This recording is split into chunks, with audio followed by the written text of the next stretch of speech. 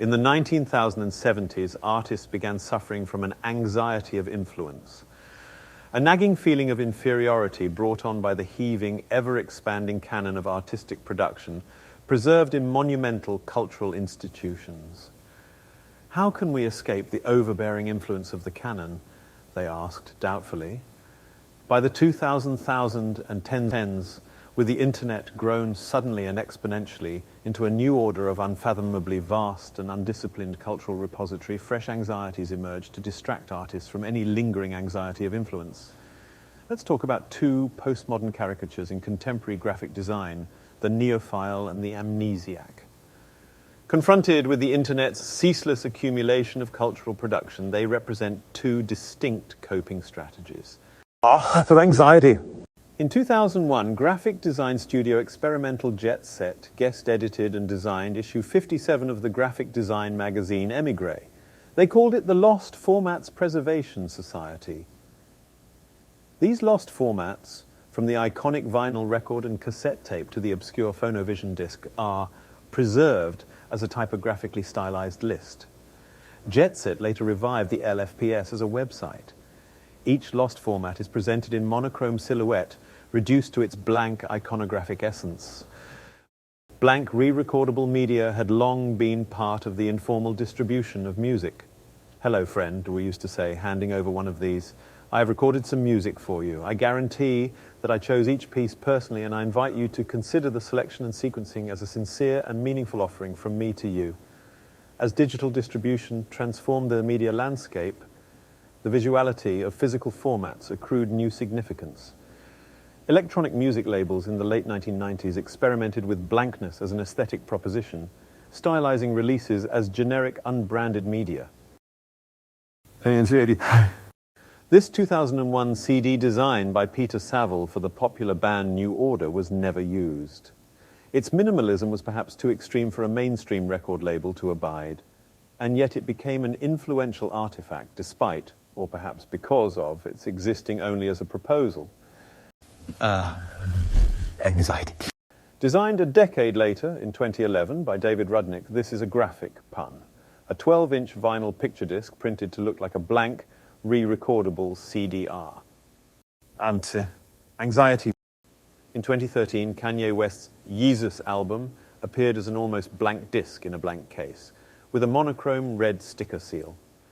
This design seems to appropriate Peter Saville's unused New Order cover, but in doing so marks a new context in which the successful artist, as creative director, has the ability to imbue such an apparently uncommercial aesthetic with mimetic appeal. David Rudnick, the designer of the CDR picture disc, complained on Twitter that this cover imitates his work and Saville's. Anxiety.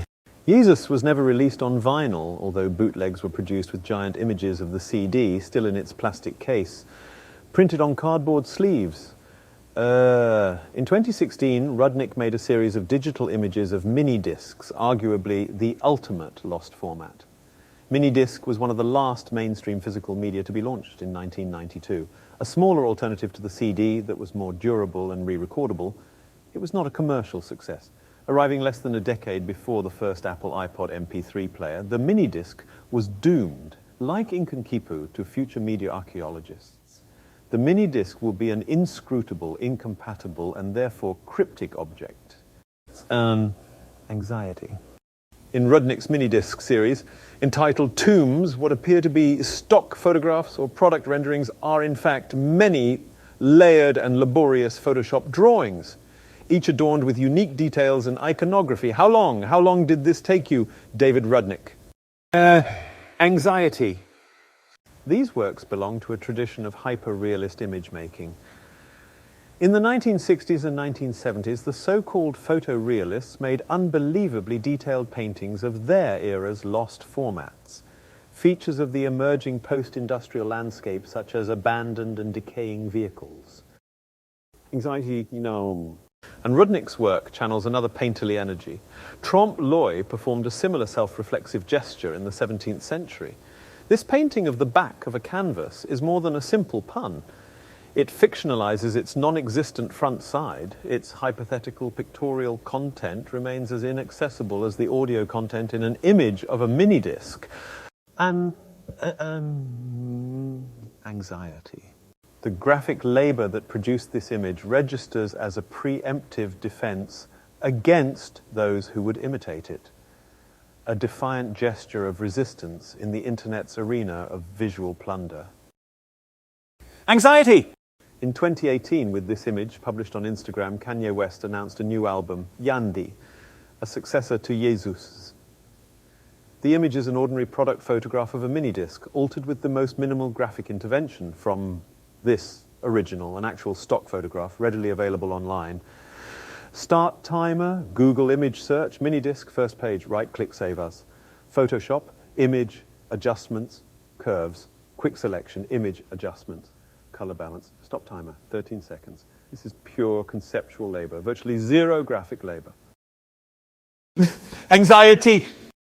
Inspired by this Yandi cover, which itself was never actually released, lost format images began suddenly to accrue cultural capital at online image repositories such as Behance, Pinterest, and Arena. Derivative versions of West and Rudnick's images continue to proliferate. This is an uncomplicated, unfettered production of derivatives, ignorant of their original context, and stoked with algorithmic accelerant. With anxiety. And so the mini-disc has had an unlikely revival as mimetic image, coveted for its cryptic significance. Anxiety. And in this context, Rudnick's virtuoso images are easily confused with mere stock photographs, used as a base layer in works by imitators who don't know or care that they are drawings. Anxiety. Rudnick then is the neophile who suffers an anxiety of anticipation, not burdened by the past, but tormented by the threat of their future, amnesiac imitators.